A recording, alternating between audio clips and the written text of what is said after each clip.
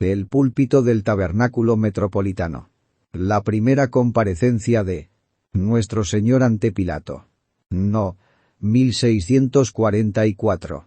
Sermón predicado la mañana del domingo 12 de febrero de 1882. Por Charles Haddon Spurgeon.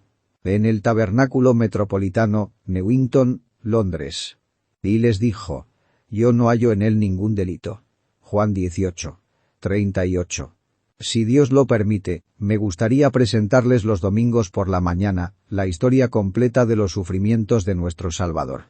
Comenzamos el domingo pasado y fuimos con él a la casa de Caifás, y fue un momento tristemente solemne cuando contemplamos al príncipe de paz en calidad de prisionero, y oímos que era acusado falsamente e injustamente condenado, y luego le vimos ultrajado a tal punto que sirvientes y hombres viles en extremo le escupían en el rostro y le escarnecían.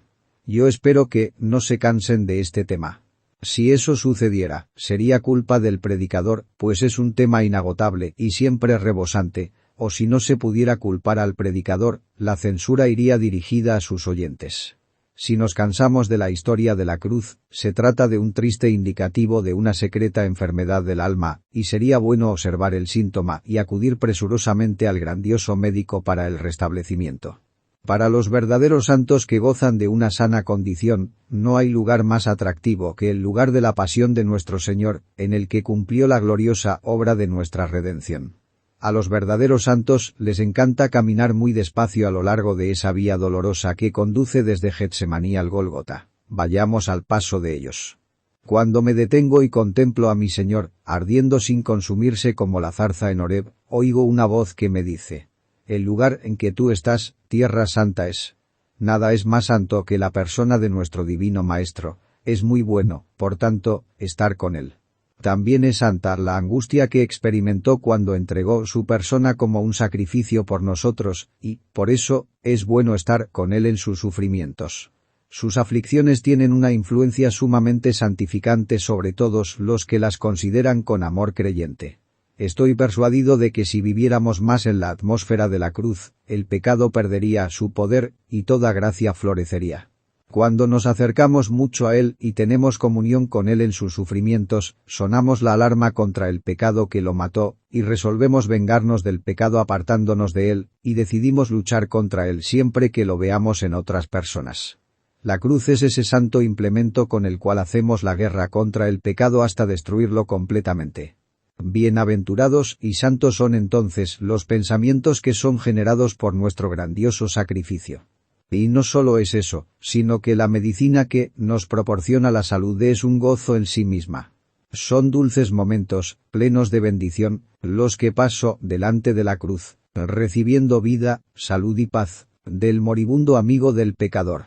Aquí no hay la algarabía como la de quienes se divierten con su vino, no hay los gritos de quienes triunfan, no hay los cantos de los que festejan, hay más bien una dulce y grave melodía, como de corazones que han encontrado reposo. En la cruz encontramos un gozo sustancial, una satisfacción de largo alcance, la paz de Dios, que sobrepasa todo entendimiento. Aquí está para ustedes, oh personas inquietas, la cura del desasosiego. Aquí dirán ustedes: pronto está mi corazón, oh Dios, mi corazón está dispuesto, cantaré, y trovaré salmos. Por tanto, no daré ninguna excusa, aun si en semanas venideras los conduzco al lugar de chacales donde su Señor fue muy penosamente quebrantado, y les ayudo a beber de su copa y ser bautizados con su bautismo. Que el Espíritu de Dios venga y abra sus ojos para que puedan leer el sagrado corazón de aquel cuyas aflicciones son incomparables, aflicciones que fueron soportadas por amor a nosotros. Vayamos de inmediato y con diligencia amorosa y humilde a la narración. Nuestro Señor fue condenado por los principales sacerdotes por blasfemia, porque Él mismo declaró ser el Hijo de Dios, y les dijo que desde ahora le verían venir en las nubes del cielo para ser su juez. Rasgando sus vestiduras, el sumo sacerdote dijo: «Ha blasfemado. ¿Qué más necesidad tenemos de testigos? He aquí, ahora mismo habéis oído su blasfemia». Cuando despuntó la luz matinal, hicieron como si hubiesen completado la formalidad de un juicio celebrado a plena luz del día, aunque realmente le habían condenado durante la noche, y entonces condujeron a Jesús a Pilato. De acuerdo a la tradición, fue conducido con una soga alrededor del cuello y con sus manos atadas. Y yo creo plenamente en la tradición si recuerdo las palabras de Isaías. Como cordero fue llevado al matadero. Era una procesión extrañamente triste esa que se desplazaba a lo largo de Jerusalén un poco después de las 6 de la mañana. Los hombres del Sanedrín, en toda su pompa y poder, rodeaban a esa pobre víctima, a quien estaban a punto de entregar a los gentiles con el único designio de que fuera inmolado. Estos malvados hombres presumidos eran como los perros de los que cantó el salmista cuando su tierno tema era la cierva de la mañana. Cuando llegaron a la casa del gobernador romano, ellos mismos no quisieron traspasar sus puertas. Se dice que era uno de los muchos espléndidos palacios que Herodes el Grande se había construido. La arquitectura era suntuosa, los pisos tenían incrustaciones de mármoles escogidos, y todas las recámaras estaban ricamente recubiertas de oro y amuebladas con esplendor oriental. Estos hipócritas escrupulosos no quisieron entrar al grandioso salón porque no querían contaminarse de ninguna manera por tocar a un gentil, pues ya habían comenzado a guardar la Pascua. Así que esperaron en el patio, y Pilato condescendió a salir a ellos y enterarse del negocio urgente que los había llevado allí, tan temprano en la mañana. El gobernador romano era altivo y cruel, y aborrecía a los judíos. Pero aún así, conociendo su fanatismo y la facilidad con la que armaban un alboroto popular en los tiempos de la Pascua, se quedó en la puerta del palacio y escuchó sus demandas. Pronto averiguó que le habían traído un prisionero que era, evidentemente, un hombre pobre y enflaquecido en su apariencia personal, que se veía cansado y que sufría. En torno a él había una dignidad misteriosa combinada con una singular mansedumbre, y Pilato, por esta y otras razones, sintió un singular interés en él. Fijando primero su mirada en el extraordinario prisionero, se volvió a los airados sacerdotes y les preguntó: «¿Qué acusación traéis contra este hombre?». El único objetivo de los sacerdotes al traer a Jesús a Pilato era conseguir que él lo ejecutara, pues, cuando Pilato les dijo que fueran y le juzgaran de conformidad a su ley, ellos replicaron que lo harían con mucho gusto, pero que el poder de vida y muerte les había sido arrebatado, implicando que nada los contentaría sino su muerte. Sin embargo, ellos estaban muy ansiosos de poder achacar la responsabilidad de su muerte a los romanos, pues el temor del pueblo estaba todavía en ellos, y si podían obtener su muerte de Pilato, entonces podrían protestar en días posteriores que simplemente le habían entregado al gobernador romano y no habrían podido prever que sería tratado de manera tan brutal. Todavía no habían sobornado al populacho para que gritasen: «Crucifícale», y querían estar del lado seguro si la gente hiciera un alboroto por su causa. Humanamente hablando, ellos mismos podrían haberle hecho morir, pues estaba enteramente en su poder, y frecuentemente olvidaban la ley romana y mataban a hombres con furia desenfrenada, como cuando lapidaron a Esteban. Frecuentemente habían intentado apedrear a nuestro Señor mismo, así que no siempre se preocupaban por la ley romana. Ellos habrían podido quitarle la vida en esta ocasión, pero, por un misterioso impulso, fueron conducidos a desear que la responsabilidad real del hecho recayera en Pilato. Más adelante, estaban dispuestos a unirse a la voluble turba compartiendo la culpa de su sangre, pero todavía en este punto deseaban vehementemente echarles la culpa a otros. Durante sus grandes festividades, si tomaban sangre inocente, su hipocresía los conducía a desear hacerlo siguiendo las prescripciones de la ley y por manos de terceros. Para hacer esto tenían que presentar una acusación, pues ningún gobernante romano condenaría a un hombre si no se hubiese presentado una acusación. De esta mañana vamos a considerar las dos acusaciones que presentaron, y después de eso, oiremos el veredicto de absolución que pronunció Pilato en el lenguaje de este texto. Yo no hallo en él ningún delito. Y la primera acusación, si van al capítulo 18 y leen el versículo 13, era de que él era un malhechor. Respondieron y le dijeron: «Si este no fuera malhechor, no te lo habríamos entregado». Decían que él era un hechor, o hacedor de aquello que era malo. Una persona que llevaba una vida tan malvada que no debía vivir.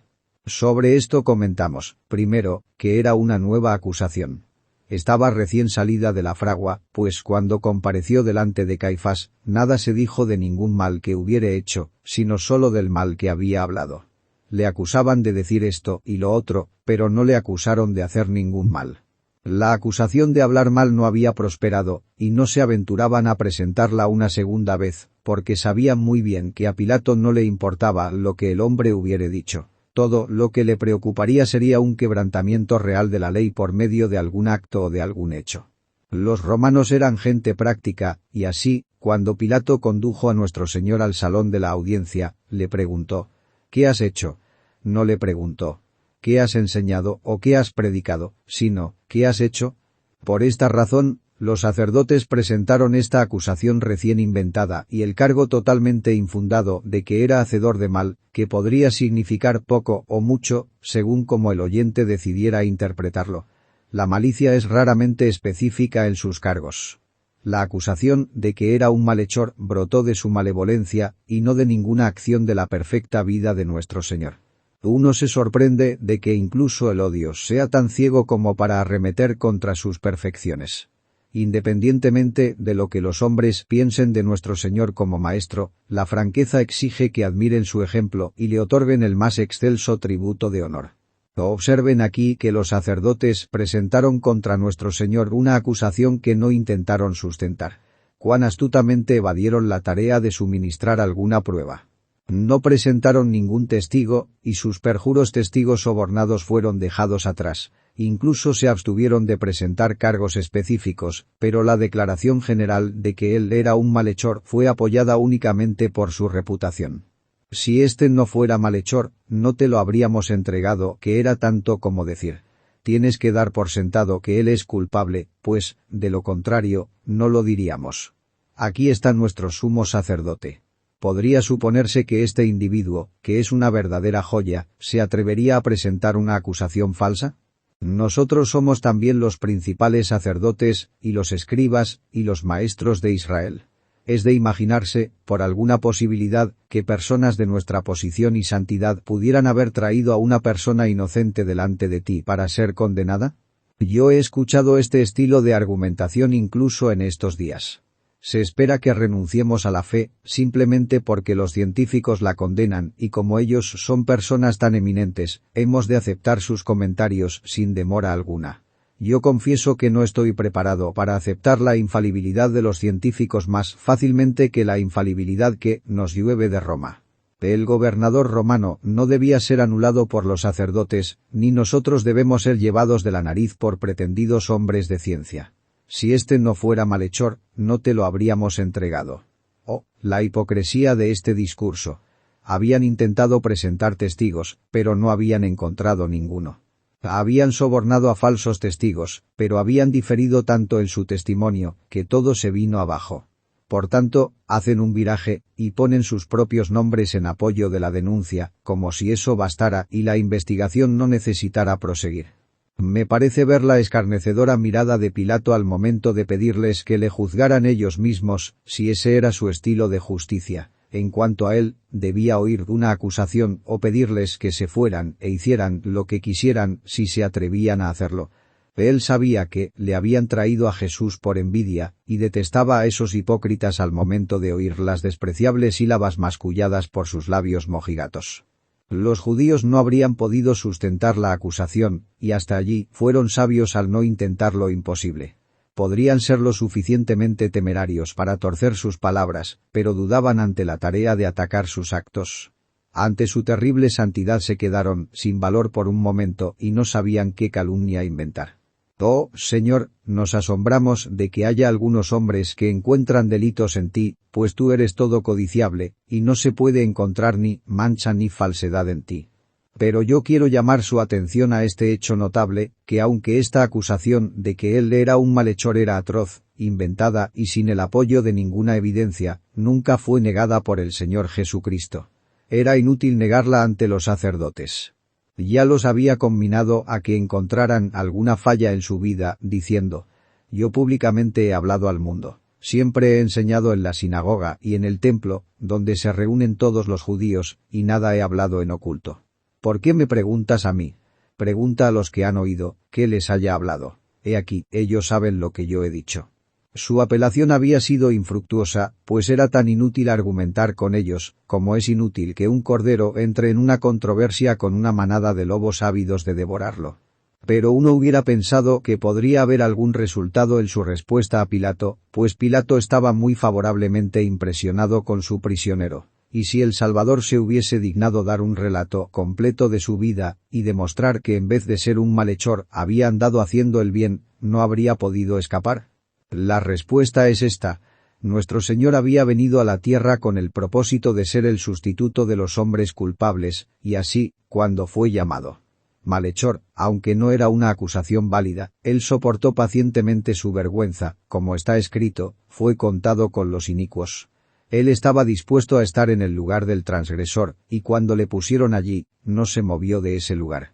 Enmudeció, y no abrió su boca. No dice nada porque, aunque no había pecado, él cargó sobre sí nuestro pecado. La pregunta que le hizo Pilato, ¿qué has hecho?, era una pregunta que Jesús habría podido responder grandiosamente. ¿Qué he hecho? He alimentado a los pobres, he sanado a los enfermos, he levantado a los caídos, y he resucitado a los muertos. ¿Qué he hecho? He vivido una vida de abnegación, sin que me importara nada en cuanto a mí o en cuanto a mi propio honor. He sido el vindicador de Dios y el amigo del hombre. ¿Qué he hecho? Ciertamente no he hecho nada por lo pudieran condenarme a muerte, sino que he hecho todo aquello por lo que deberían aceptarme como su líder y salvador. No oímos ni una sola palabra de esto. La exculpación habría sido completa, pero él no expresó nada. Habría podido desconcertar a sus enemigos, como anteriormente había vencido a los que habían llegado a prenderle, de tal forma que regresaron a sus señores, diciendo, «Jamás hombre alguno ha hablado como este hombre». Él habría podido justificarse delante del procurador romano y, saliendo triunfante, habría podido escapar de sus dientes. Pero, debido a que quería estar en nuestro lugar, cuando los hombres imaginaron cosas perversas contra él fue sordo y como mudo no abrió su boca. Hemos de adorarle y bendecirle por su clemente condescendencia y por su gracia incomparable al estar en lugar nuestro. Pero además, nuestro Señor, al ser contado como un transgresor por Pilato, quería morir la muerte establecida por la ley romana para los malhechores. Si los judíos hubieran sentenciado a muerte a nuestro Señor por blasfemia, la condena habría sido lapidación. Pero ninguna de las profecías que fueron dichas anteriormente en relación al Mesías habló de que sería arrojado al suelo por piedras. La muerte ordenada para él era la crucifixión. Juan dice en el capítulo 18, en el versículo 32, para que se cumpliese la palabra que Jesús había dicho, dando a entender de qué muerte iba a morir. ¿Cuál fue esa palabra? ¿Acaso no es la palabra expresada en el capítulo 12 del Evangelio de Juan, en el versículo 32, y yo, si fuere levantado de la tierra, a todos atraeré a mí mismo? Y decía esto dando a entender de qué muerte iba a morir. Ser levantado de la tierra en una cruz era una muerte que solo podía venir de los romanos. Los judíos, tal como lo he dicho antes, ejecutaban a los hombres apedreándolos. Por tanto, él debía ser condenado por los romanos para que se cumplieran sus propias palabras. Él había hablado incluso más expresamente en un pasaje registrado por Mateo, en el capítulo 20, en el versículo 17, donde había declarado cómo debía morir. Subiendo Jesús a Jerusalén, tomó a sus 12 discípulos aparte en el camino, y les dijo, «He aquí subimos a Jerusalén, y el Hijo del Hombre será entregado a los principales sacerdotes y a los escribas, y le condenarán a muerte, y le entregarán a los gentiles para que le escarnezcan, le azoten, y le crucifiquen, mas al tercer día resucitará». Para que la palabra que había hablado se cumpliera, nuestro bendito Señor rehusó argumentar ante Pilato cosa alguna, en respuesta a la pregunta, «¿Qué has hecho?». Él se presenta como un transgresor, para morir la muerte de un transgresor. Por tanto, bendito sea su nombre adorable para siempre, por su voluntaria aceptación del castigo por causa nuestra. Cuando pienso en esa palabra malhechor, otra palabra salta directamente a mis labios. No le llamen malhechor, sino benefactor. Cuán grande benefactor ha de ser quien, para beneficiarnos, permite ser llamado malhechor.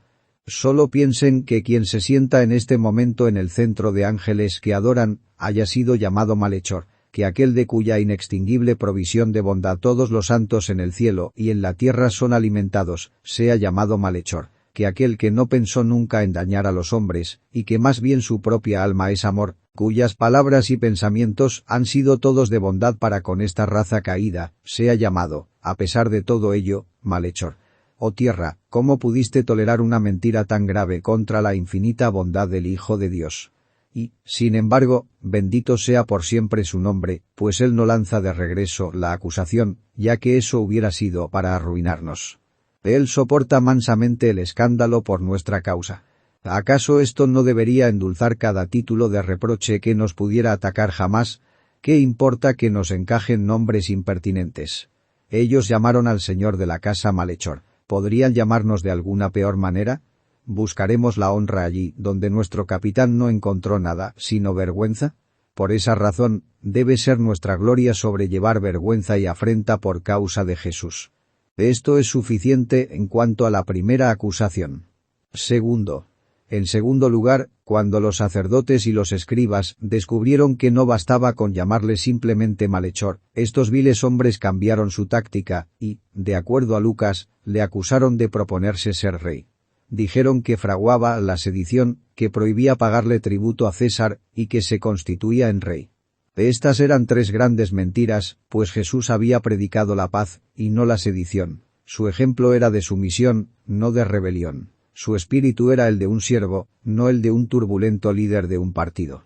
Él nunca había dicho que los hombres no debían pagarle tributo a César, por el contrario, había dicho: dad a César lo que es de César, y se sometía a toda ordenanza de la autoridad. Él nunca se había propuesto ser rey en el sentido que ellos lo decían. Si hubiese hecho eso, muchos que eran ahora sus acusadores podrían haber sido sus partidarios. La acusación contra Jesús de querer erigirse como rey, en el sentido que ellos deseaban que Pilato lo entendiera, era completamente falsa, pues cuando la multitud hubo sido alimentada, querían llevarle y hacerle rey, pero él se escondió. Es más, lejos de desear ser rey, cuando uno le dijo: «Maestro, di a mi hermano que parta conmigo la herencia», él respondió: «Hombre, ¿quién me ha puesto sobre vosotros como juez o partidor?». Él depuso todo intento de interferencia con los poderes reinantes. Sus acusadores deben haber sabido que si él hubiese querido, tenía el poder que le respaldaba para sustentar sus reclamos, tal como le dijo a Pilato que, si hubiese sido rey de un dominio mundano, sus servidores habrían luchado por él. Sus seguidores habrían sido valerosos, y valientes y entusiastas, y, sin duda, les habrían causado problemas sin fin, tanto a los judíos como a los romanos, si su líder hubiera reclamado una soberanía temporal. Pero nuestro Señor había ordenado que Pedro guardara su espada en su vaina, y sanó la herida que Pedro había provocado. A lo largo de su vida había predicado paz y amor, y un reino que es justicia y paz. Él no era un rival de César, y ellos lo sabían. Y, por favor, noten que esta acusación de que Cristo era rey, no provenía del poder gobernante. Cuando Pilato le preguntó a nuestro Señor: «¿Eres tú el rey de los judíos?», nuestro Salvador respondió sabiamente: «¿Dices tú esto por ti mismo, o te lo han dicho otros de mí? ¿Tienes alguna razón para pensar que soy un líder de la sedición?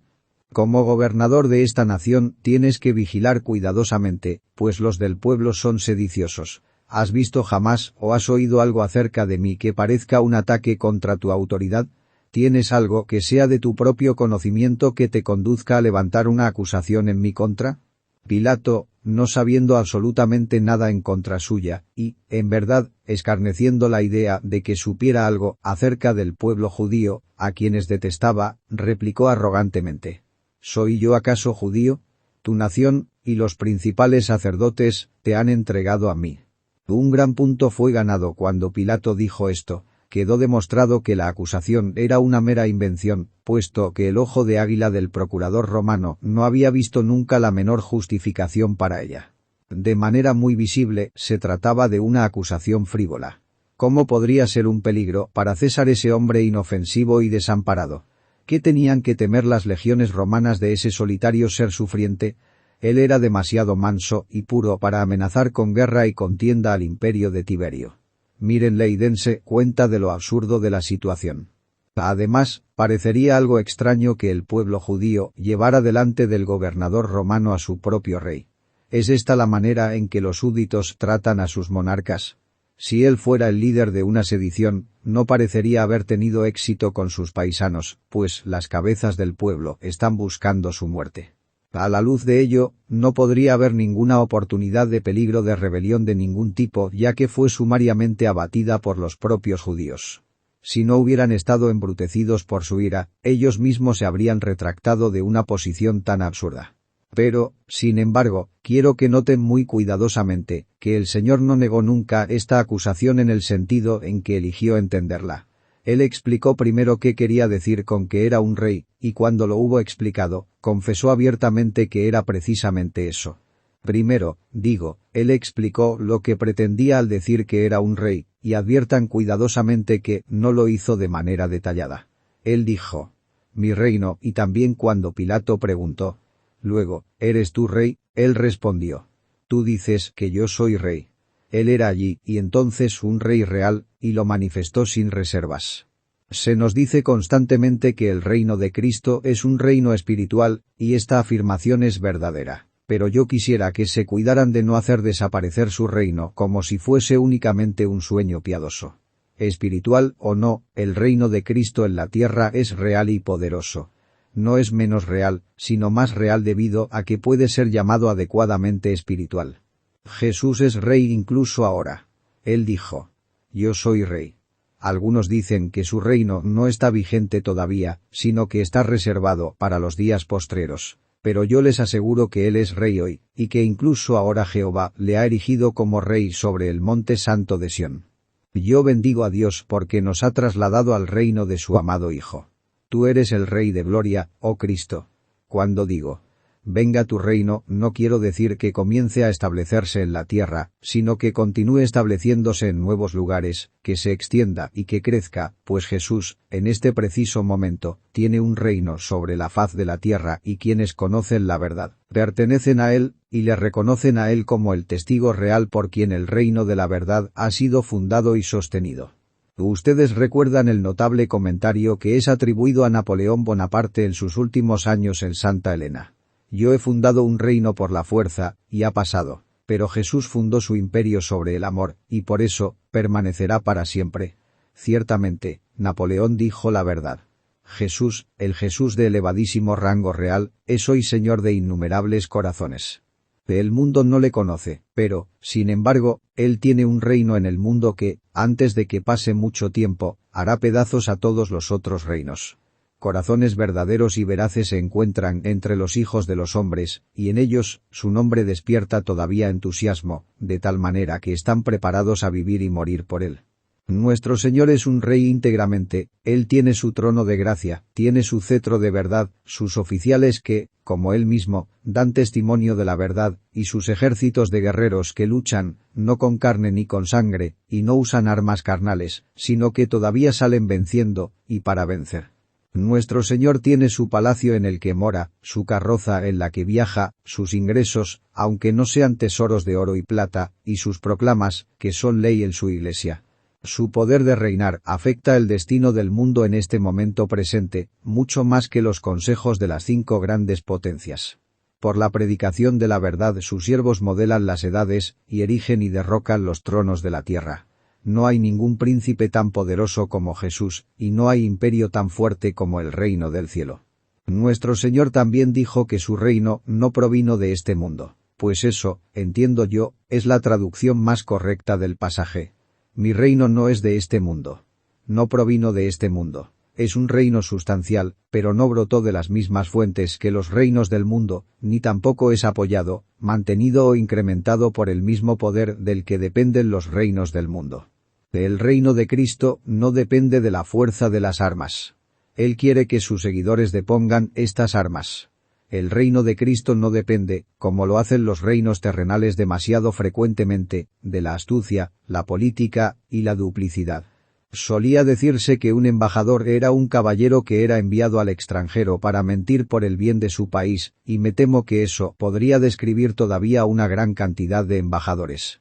¿Qué es la ciencia de la diplomacia sino el arte del engaño? Cuando los estadistas son enteramente honestos, y son guiados por principios, son generalmente sujetos de sospechas, y es alzado el grito de que los intereses del país serán sacrificados. Pero no hay diplomacia en el gobierno de Cristo. Todo lo que es semejante a una política torcida es del demonio, y no de Cristo. Él viene a dar testimonio de la verdad, y no es por la fuerza ni por la astucia que su trono es establecido entre los hijos de los hombres, y, por tanto, no es de este mundo. Ser un rey, en verdad, es muy poco errado a los ojos de Jesús, ya que es el propósito último de su venida a la tierra. Él vino a salvar a los hombres, ¿no es cierto? Sí, pero aún así dice: yo para esto he nacido, y para esto he venido al mundo, para dar testimonio a la verdad, que es otra manera de decir: para ser rey. Este es su ultimátum. Cristo es maestro, para ser rey. Cristo es modelo, para ser rey. Cristo es salvador, para ser rey. Este es el gran propósito y objetivo que tiene en su vida, en su muerte, en su resurrección, y en su segunda venida. Establecer un reino entre los hijos de los hombres para la gloria de Dios.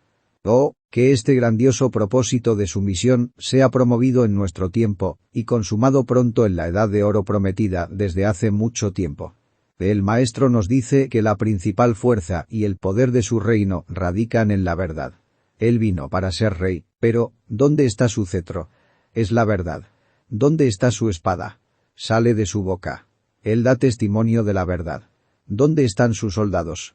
Son hombres de la verdad. Jesucristo conduce a una cuadrilla de hombres de quienes dijo: vosotros sois mis testigos. Su reino consiste en dar testimonio de la verdad, y ¿quiénes son los que se convierten en sus súbditos? Pues, son aquellos que son de la verdad, hombres que, oyendo la verdad, conocen el alegre sonido y lo aceptan, y sienten su poder. Queridos oyentes, cada uno de nosotros ha de hacerse la pregunta: ¿pertenezco a este reino? ¿Quiero que este hombre reine sobre mí? ¿Deseo desprenderme de todo lo que no sea verdadero? ¿Estoy ansioso de reprimir a mi alrededor todo lo que sea falso y perverso? ¿Quiero cumplir las leyes de Dios, pues son la verdad? ¿Deseo divulgar los principios del amor y la bondad, pues son la verdad? Estoy dispuesto a aprender y así volverme discípulo del más grandioso de todos los maestros, y entonces estoy dispuesto a dar testimonio de lo que he aprendido y así difundir el imperio de la verdad. Si es así, entonces yo soy de su reino. Sé que me dirijo a muchos que desean hoy en sus corazones que Cristo y su verdad triunfen, y que se preocupan poco de qué pueda ser de ellos.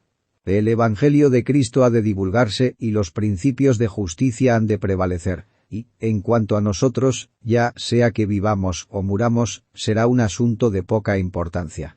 Oh Rey, vive para siempre, y nosotros encontraremos nuestra vida en tu vida, y gloria promoviendo tu gloria, mundo sin fin. Tal espíritu es de la verdad, y podemos asegurarnos a nosotros mismos que Jesús es nuestro Rey. Nuestro Señor, habiendo explicado su significado, confesó que era Rey.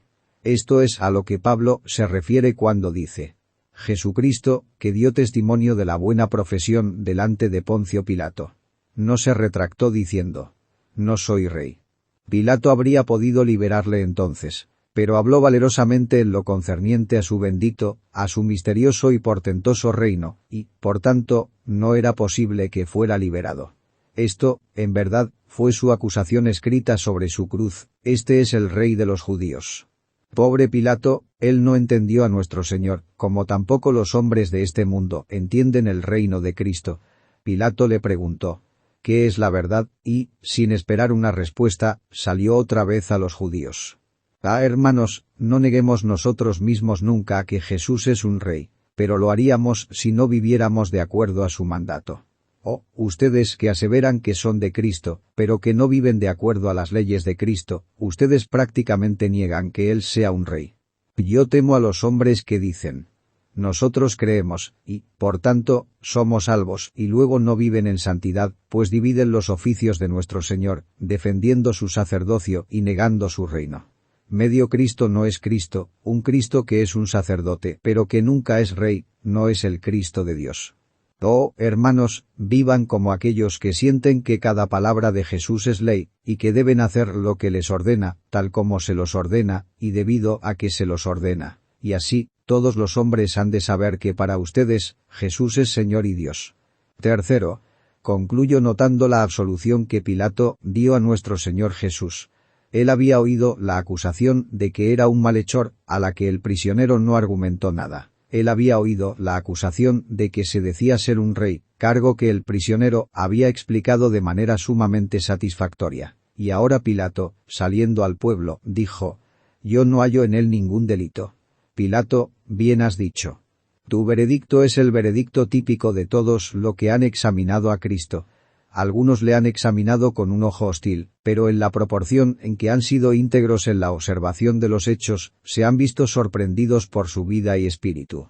Es algo muy raro oír que incluso el infiel hable mal del carácter de Jesús. De hecho, algunos de los escépticos más conspicuos se han visto notablemente impresionados en cuanto a la enseñanza del Señor y han sentido admiración hacia su vida. No se puede ver en la historia ningún carácter como el de Jesús, ni siquiera en alguna novela de ficción. Si alguien dijera que los 4 evangelios son falsificaciones, que trate de escribir un quinto evangelio que sea como los 4. Vamos, no podrías agregar un incidente a la vida de Cristo, sus detalles son únicos. La fantasía no puede imaginar un incidente fresco que pueda ser agregado con seguridad a lo que ha sido registrado. Todos los críticos clamarían: «Esto no es genuino». La vida de Jesús es un rollo de tela de oro, de cuya manufactura el arte no tiene la menor idea. Su carácter inmaculado está solo y es único, y todos los verdaderos críticos se ven forzados a decir que no encuentran ningún delito en él. Permítanme agregar que este veredicto de Pilato es el veredicto de todos los que se han asociado alguna vez con Cristo. Un discípulo que estaba con Cristo le traicionó, pero no habló nada en su contra. Es más, el último testimonio de Judas antes de que se ahorcara fue este: «Yo he pecado entregando sangre inocente».